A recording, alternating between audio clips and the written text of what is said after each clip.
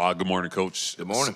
Last week before camp started, you said that you'd be disappointed if you didn't look sharp out there, given the things that you guys have chosen to focus on. How do you feel 1 week toward camp about the things that you guys are trying to do well?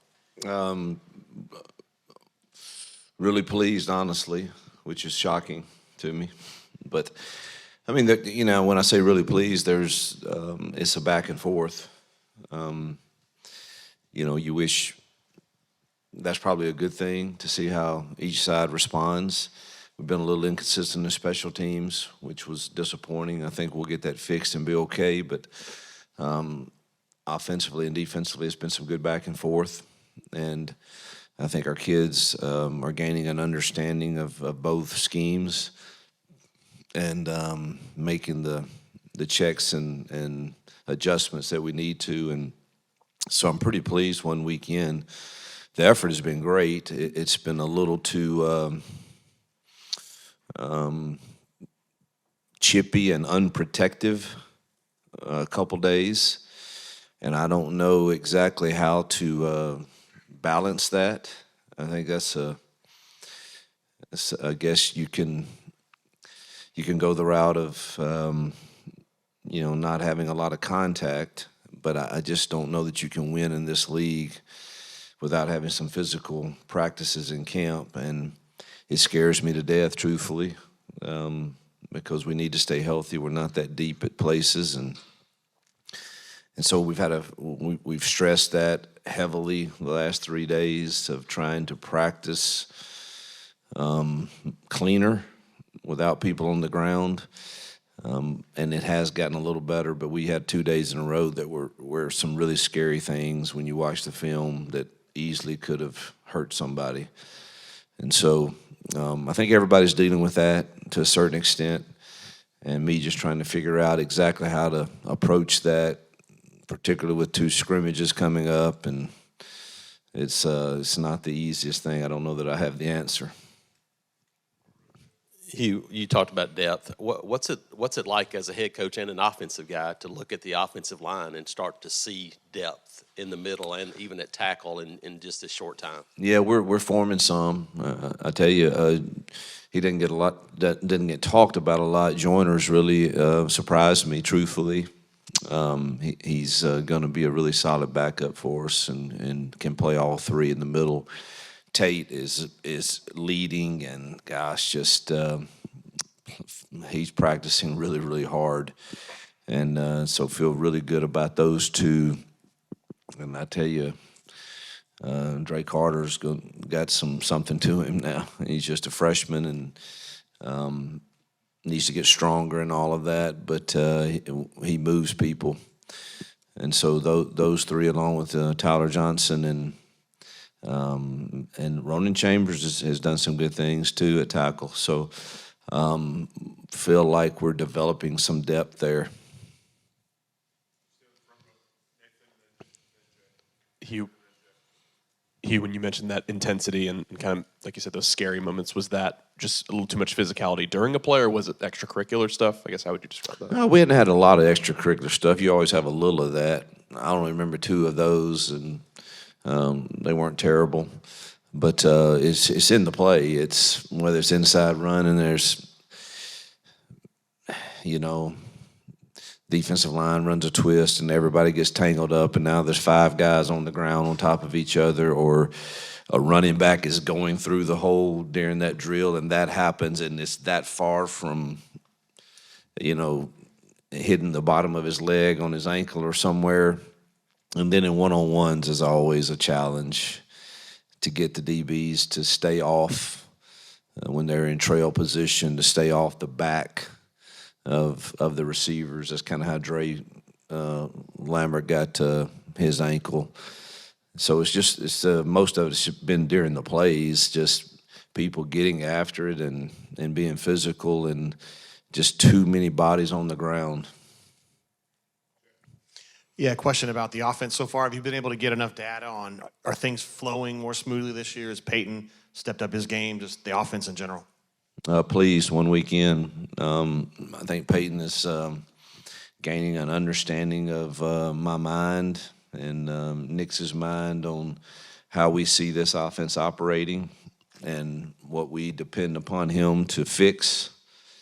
And he's had some really good moments where he did some things that made me go, all right, that was smart. And it's all about him understanding what the fixes are, particularly in our RPO game and in our protection game. And I think he and Hank and Holden and Walker has looked incredible in 7-on-7, and the game is a little fast for him right now. In the 11-on-11 world, he when he's got to think about the protections and fixing those, that's new to him a bit. But as far as him getting 7-on-7 and he knows the routes that are running, man, he looks really good. So I'm pleased with them to this point, and we've thrown a lot at them. And I think we only have one more install, and then try to throw everything together for the last few days of camp before you get into a game plan situation.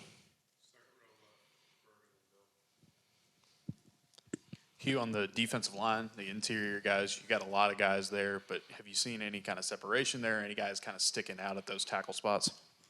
Yeah, I said before, I think, until we really get into the season, I don't know. Marcus Harris was pretty dominant. Do we have that guy? I don't know. I do think we have 6 to 7 bodies that fit the prototype of what you need in there.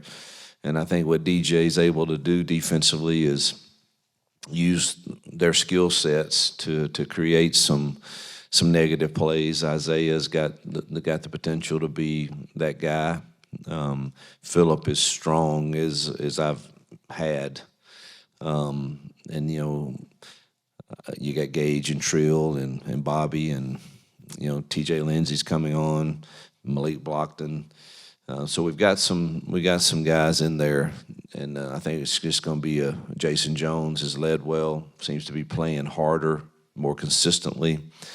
So I think we've got some guys that you can rotate in there, and hopefully them playing a limited number of plays, being really fresh, even helps us. In the return game, how are things looking? I know Keontae and Jarquez have both told us that they want to be back there at the punt kickoffs. I doubt Keontae's going to return kickoffs very seriously, and probably maybe not even Jarquez. I know he wants to, but Keontae's been out with a hamstring, so we hadn't. You look at Malcolm Simmons, Bryce, Dre Lambert-Smith, all are pretty solid at the punt return game. Probably, if I had to say today, you're probably looking at Jeremiah Cobb returning kickoffs primarily, but that's today. Hugh, there's been talk all offseason and even into fall camp about the guys in the secondary. You have a couple of really experienced guys, and then you described them back in the spring, a lot of young puppies that we're going to have to play early and often. As you're a week in and get to see them on the field in the practice a little bit, do you have any more confidence in those younger guys, and if so, who? Yeah, J.D. Law is really having a good camp, and we need him. He has length, he has speed, size.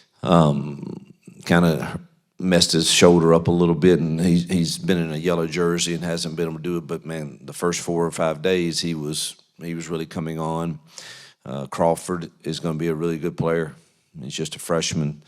Amon Lane has shown some flashes. We need Kite to come on. He's got the ability. He's learning how to be disciplined and do your job over and over again. So I think we've made progress there, creating some depth behind Keontae and Ken Lee. The safeties guys, Terrence Love is coming on. Jaron Thompson, obviously, is one of the leaders back there with Champ and Caleb Wooten. But we're going to need Sylvester and Terrence to play a lot of snaps, and Robinson is got a chance to help us there too. Coach, seems like the changing of the guard at the coordinator spots on both sides of the football, you guys added a ton of energy. I mean, Nix brings it, Kelly brings it, DJ brings it. Just how intentional was that? Like, we need guys to kind of bring the juice, and just kind of how have you seen that affect the guys? It was absolutely necessary for me to do that, for my sanity, for my help. I have to have some help with that, and DJ and Charles and Nix and really have helped me with that. So I think it's become contagious. I think the kids see it. I think it breeds over even some confidence to them, and so I couldn't be more pleased with the chemistry of the staff right now. Morning, Coach. Overall, could you tell us, in your own opinion, who has impressed you throughout camp or who's really stood out?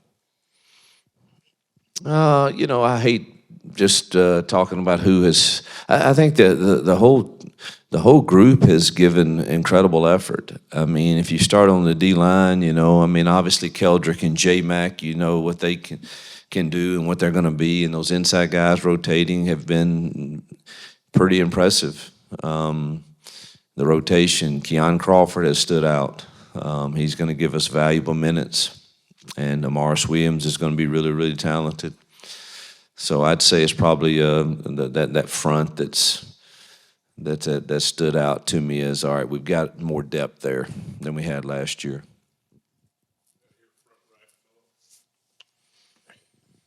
Hugh, in these different days, is redshirting players almost just a thing of the past since they can now leave? And that's one question. And two, how challenging is it if somebody's really not ready to play or play much to make him understand so he doesn't just take off and leave? That is incredibly challenging today to explain to someone, this is going to be best for you long term. And I wish I could get Van Jefferson on the phone or DK Metcalf maybe and say, look, explain to them how you redshirt in year one was really good for you. And but that's not the easiest thing to explain for sure.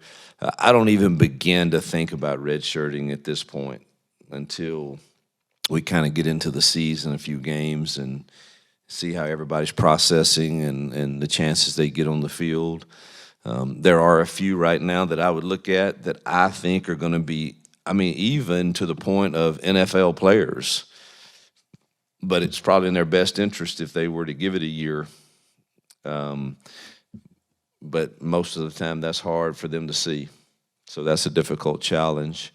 But we'll play each individual by ear, and it's really a week-to-week deal of seeing kind of where they're at that point and where we are with a healthy roster.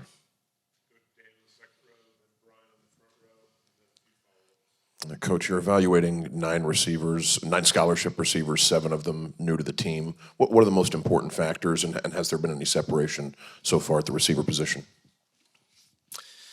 Boy, if I were to go through them, Dre's been solid. He's been a good leader. Robert Lewis is really taken on a leadership role in that room. They're both going to be dependent upon to give us solid minutes and to do the right things and the needed things. Sam Jackson's got some maturity and some experience that hopefully will help.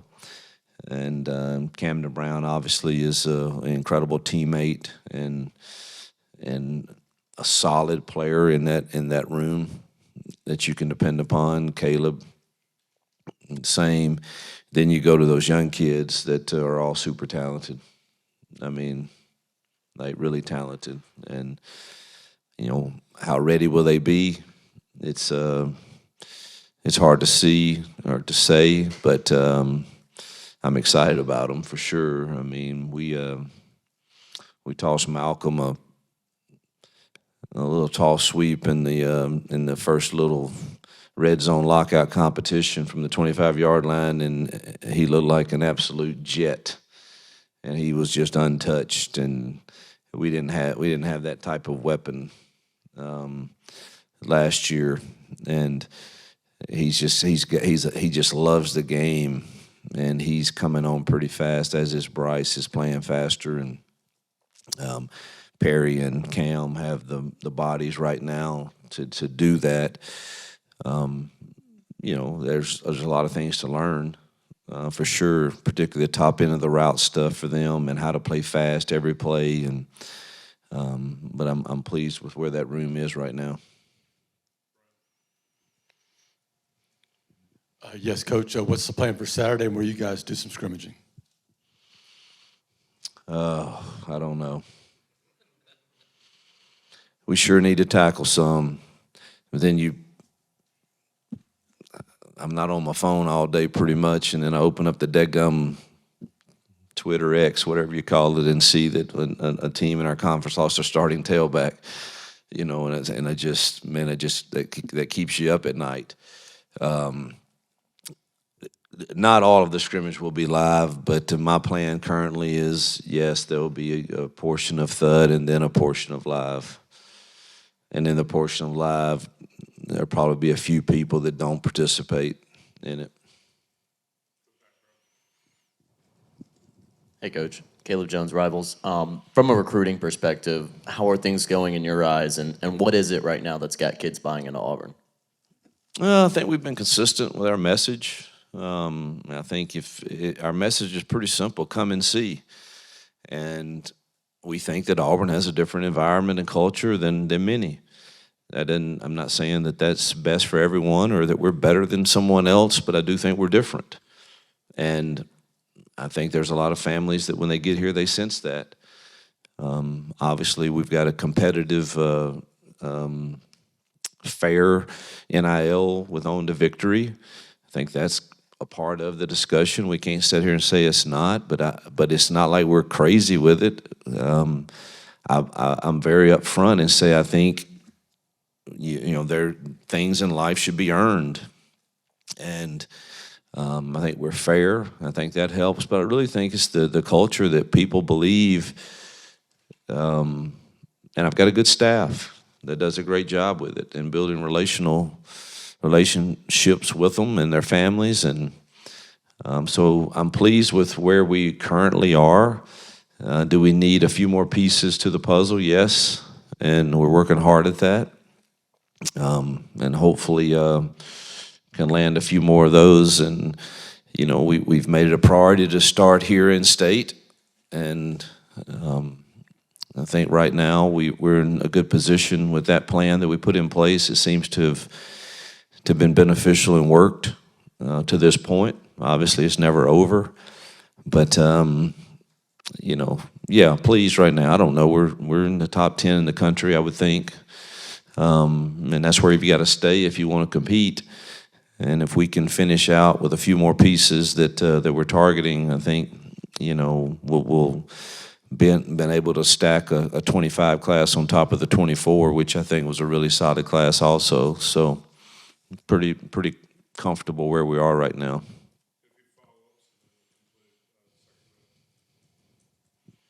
Hugh, we've heard from the offensive line, some of the running backs, that the running game has gone pretty well so far in camp. What's your assessment of y'all's ground attack? Do you feel like you guys have made some really good progress there? Well, I think we have a ways to go with that, truthfully.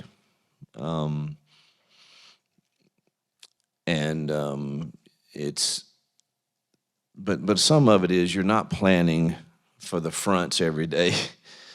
And here's another front that, oh crap, and you're trying to run this new blocking scheme, and this will be one where I want Peyton to get out of it. And so that's where we are right now. Is now we're at a point of, I don't think we have any more runs going in.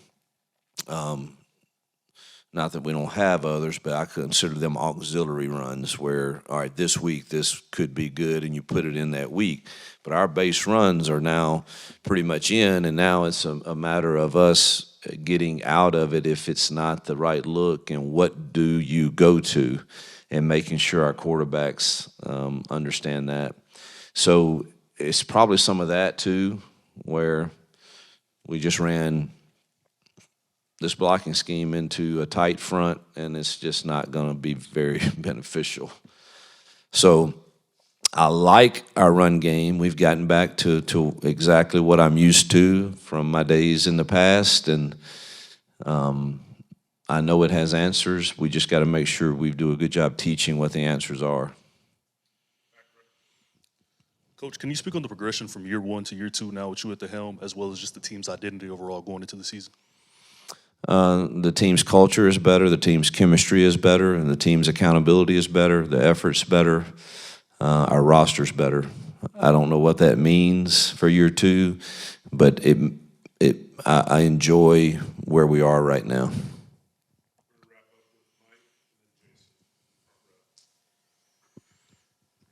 Last year, midway through camp, you described Peyton Thorne as pressing.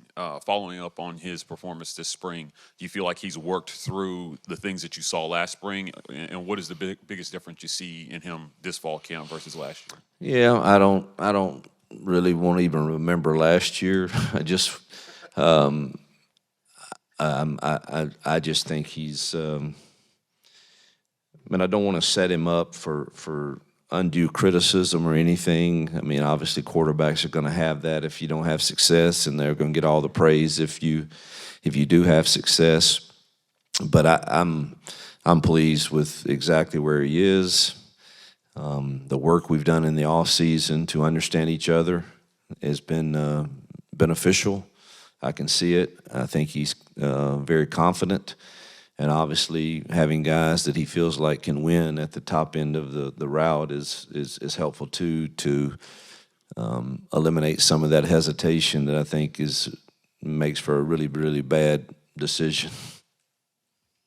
You rattled off a bunch of names on both sides of the ball, young guys that are talent, all this.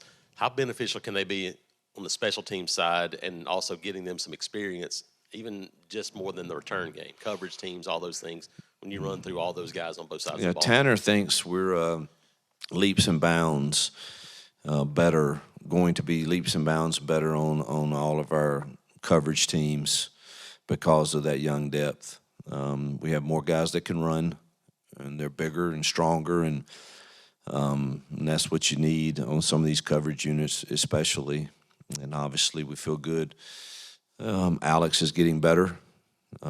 He's gaining weight and feeling better every day. So between he and Towns, we feel pretty good there. Feel good about Oscar.